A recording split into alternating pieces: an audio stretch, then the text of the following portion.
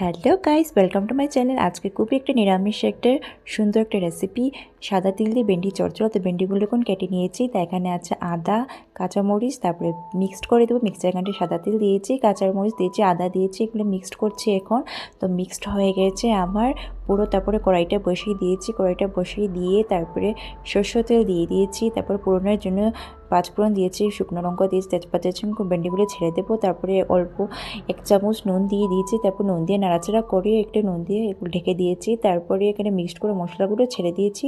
এরপর একটা একটা করে মশলা দিয়ে দিব, হলুদ, জিরে, লঙ্কা গুঁড়ো। তারপরে এগুলো দিয়ে ঢেকে নাড়াচাড়া করব। নাড়াচাড়া আমি করছি, করে তারপর অল্প জল দিয়ে দিয়েছি। জলটা দিয়ে তারপর আবার নাড়াচাড়া করে এগুলো হয়ে গেছে আমার ভেন্ডি চচ্চড়া। এখন আমি খেতে বসে যাব।